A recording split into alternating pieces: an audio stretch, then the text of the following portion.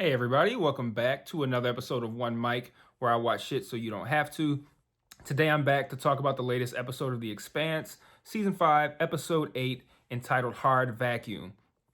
I really like this episode. I know I've kind of been on this bandwagon of they got to get the crew back together before the season wraps up. I'm kind of coming off that now.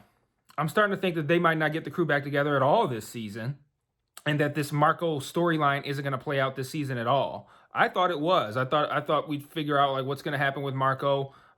He's going to get caught. His plan is going to get shut down. All that was going to happen this season, and season 6 would start off some fairly new storyline. There's too much left to do. I'm starting to think that not only is the Marco situation not going to be wrapped up in the remaining 2 episodes, but that it's probably going to get worse. They've been through a lot. The crew has, and their separate spaces that they've been in. No one seems to be on the path to reconnecting with anyone whatsoever. And I feel like there's still too much at play. So one of the things that's at play that I think that they are intentionally not mentioning, except for the one time they briefly mentioned it, I think maybe like 2 episodes ago, is that message that Naomi sent to Holden early on that said something like, where the subject line said something like, if anything goes wrong or something like that. How's that going to play out?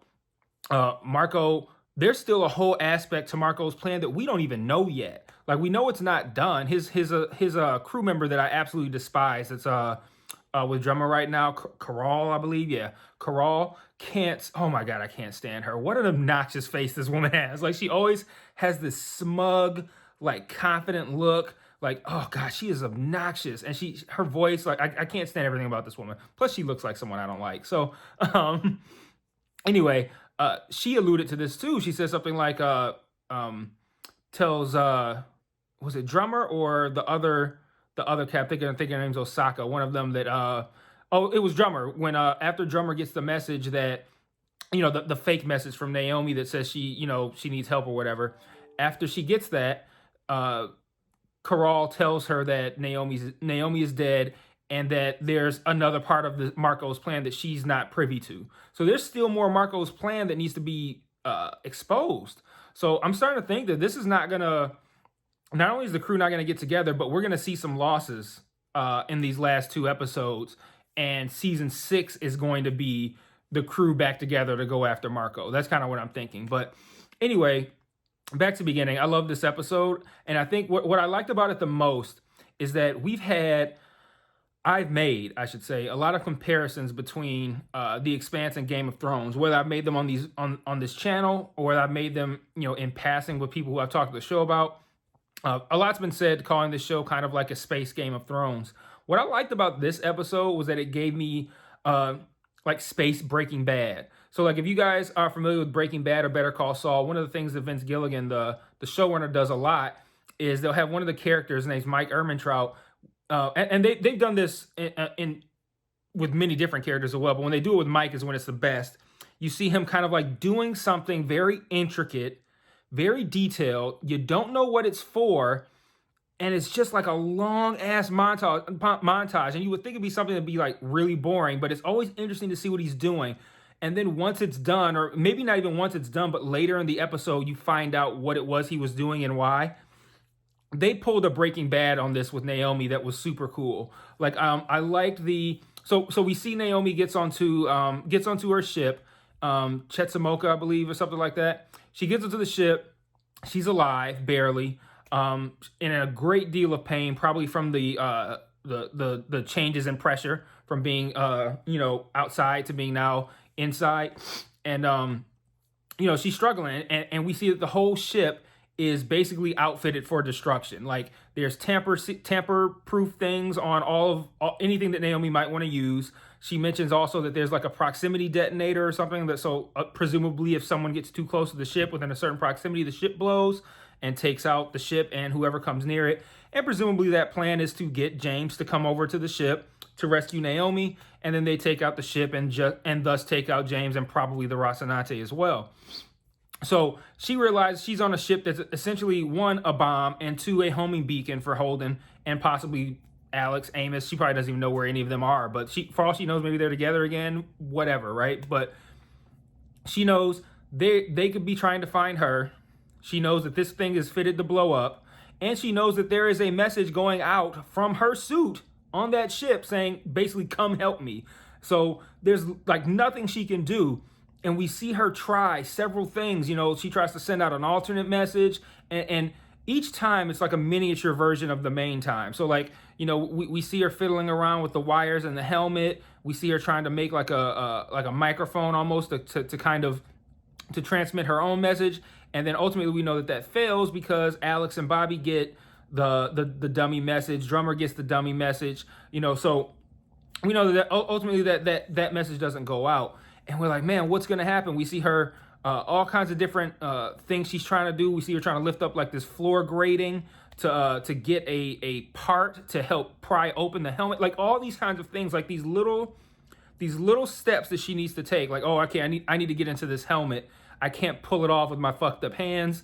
Now I got to try this. I got to try that. I do think it was a little bit unfeasible that she would be able to lift that grating, and I'm also wondering why it's so heavy in space, but hey, whatever, all right, but we see her try all these things, and eventually she starts on a plan that I don't know about you guys, but I'm sitting there wondering, I don't know what the fuck she's doing. Like she's marking off every time she enters into this I'm assuming this is a hub in between like the vacuum space of the ship and the outer exterior of the ship where there's no oxygen. So she has something telling her about her CO2 levels or something. And basically there's an X amount of time before she needs to get the fuck out of there and get back into, get some regular air. And we see her marking off something every time she enters into this space. We see her fiddling with these wires and then back out, reset, do it again, back out, reset, do it again. And I'm wondering this whole time, like, am I missing something? Have they explained what she's doing, or am I meant to be confused? And when they reveal what's being done, at the very, very end of the episode and throughout the credits, I just thought it was some masterful writing, like and right out of the Breaking Bad, Vince Gilligan kind of playbook, to have someone working on something intricate and detailed. It's interesting to watch them do it. And the only thing is, you don't know what the fuck they're doing or why. And well, we have an assumption as to why, right? Some way to get her off this ship or to save someone, but we don't know what it is. And then at the very end of the episode, we get the reveal on what it is. I thought it paid off well. The acting from Dominique Tipper, my God, like this episode, last episode, all season, she's been doing some great work. And I listened to the after show on YouTube for the previous episode, and she slipped up and she said something. She was talking about what it was like to work with the director of these two episodes, and she said, these two episodes have been really hard, both 7 and she paused and she was like, and at 7's just been really, it was really tough to get through. And so that let me know that there was something for her in episode 8 that was going to be of interest and dramatic as well. And it paid off. So like, I'm thoroughly impressed with the work she's done, the acting she's done. The stuff in the last episode, working off of Marco, working off of Philip. I'm sorry, I don't know these actors' names, but working off of these respective actors, it can give you something. Like you get something from them, you give something back, and you can both kind of feed off of one another. But in this episode, she had no one to feed off of. This is just all her. Like, her script had to say something like, show agonizing pain, and she just had to figure out how she was going to do that. And she did such a great job with that. She did such a great job of showing the frustration of plans not working. This almost this look of I've given up.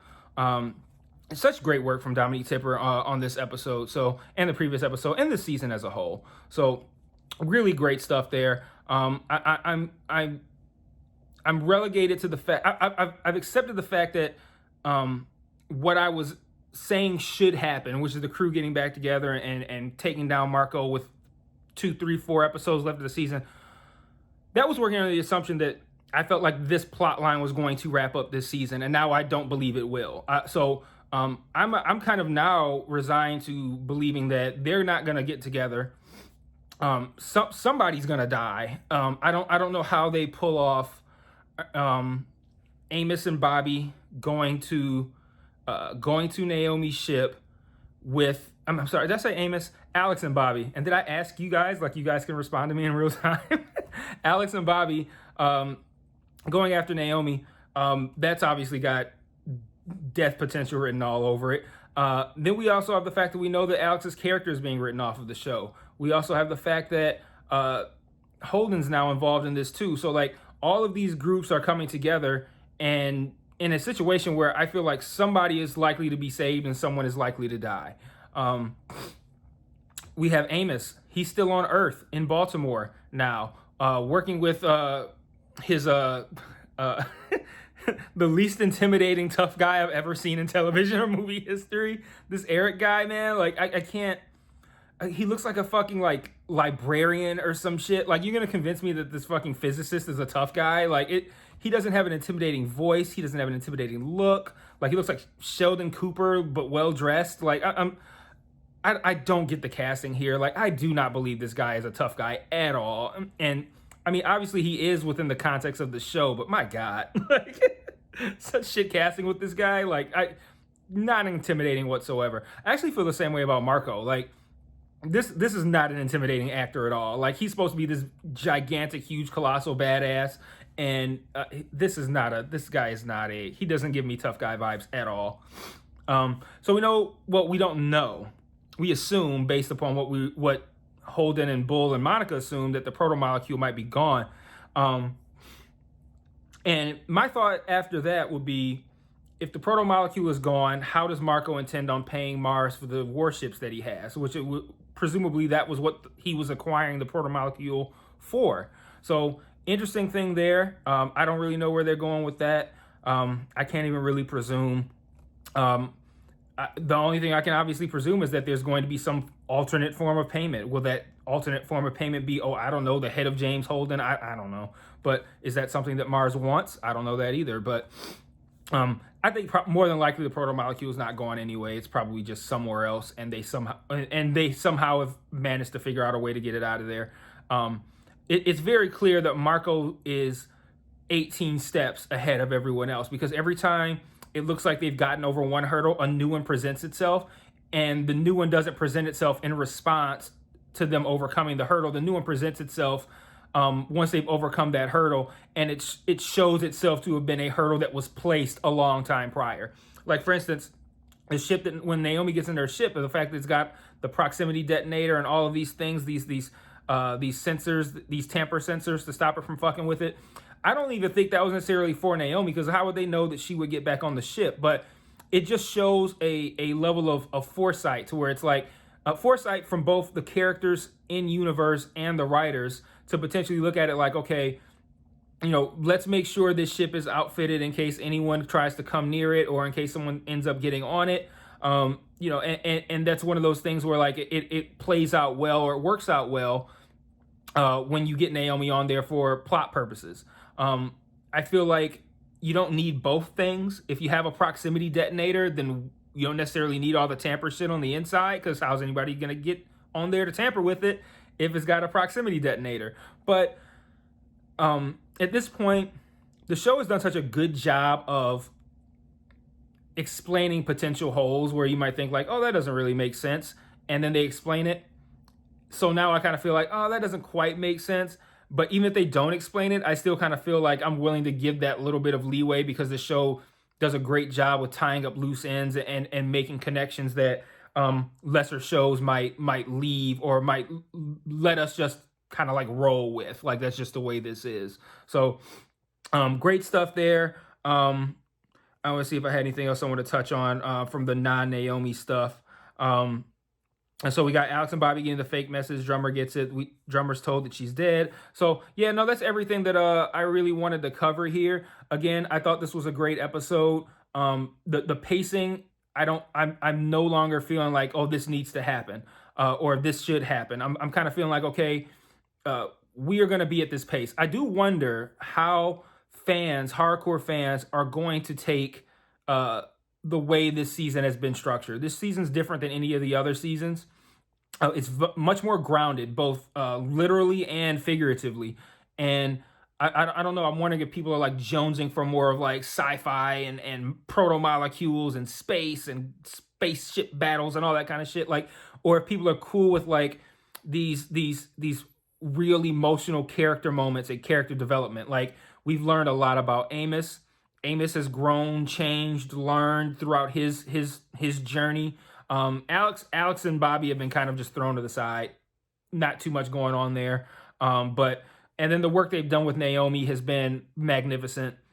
The work they've done with Naomi, Marco, Philip as a I don't call it a threesome, but like as a group of three, I think is great too. So these are the kinds of things that I felt this show needed earlier on that I'm glad we're getting now. It's a little late, but I'm glad that we're getting a lot of this stuff because we'll see it and we'll feel it as the show comes to its climax. So like, next season, if it's like I'm saying, and things are going to stay separated throughout this season and people aren't going to get together until maybe like the end of this season or the beginning of the next one, and then we're going to see everybody kind of like going after Marco, whatever losses the team takes from this point on are going to hit 10 times harder because now we've gotten to see a lot of how they became who they are. And I think this show needed that. I think it's working really, really well. It's super interesting. We're getting more emotional heft to these episodes than we've ever gotten before. And that's not, I'm not framing that as a knock on the previous seasons. The previous seasons are fun. They're interesting. They still hold all the political drama, all that good stuff.